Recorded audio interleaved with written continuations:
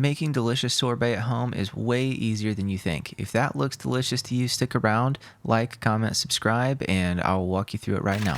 First thing we got to do is start with some frozen fruit of your choice. In this case, I'm using mangoes, and I have some fresh pineapple as well. Doesn't really have to be like that. Any old thing will do. Add a little bit of whipped cream and some coconut cream.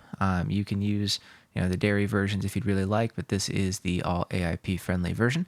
Add a little bit of vanilla. I think it just smooths out the textures, and the honey as well is going to give it that nice natural sweetness enhancement.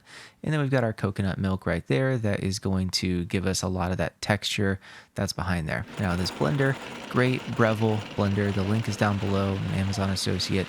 But if you're interested in that blender, might earn a commission from it if you like it. But I love this thing. I use it multiple times a day. We just blend that stuff up in there, and it's a nice, smooth, creamy texture.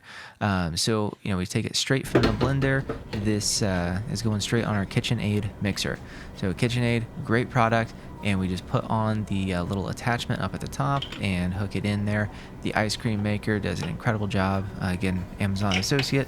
I've got the link in the description if you would like to get one for yourself. Might earn a commission if you do.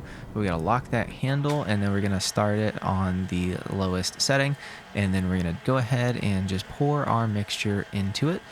So I'm showing you slow, and then we're speeding it up just with a little bit of movie magic. And when you have the whole thing in there, you want about halfway up, give or take, of liquid during the churn. So I'm going to speed this up as well, and we're going to just blast through the rest of this. And as you can see, it takes about 15 minutes, give or take, for it to actually churn all the way. And when you do, it's that consistency that you're looking for, that kind of that sorbet ice cream type texture.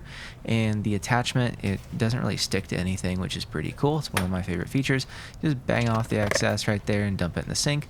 Then this bowl, you have to make sure that the top part of it, you don't lose that, because it's not like hard attached to anything. But you just twist that thing out, get you a nice scoop of it, make sure it tastes all right. And we're going to go ahead and present it all nice and pretty here. Going to put some of that in a bowl, and then we're going to go ahead and top it with a little bit of coconut whipped cream.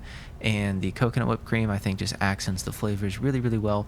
And for the cherry on top, go ahead and like and subscribe and take a look at our description. We'll see you in the next video.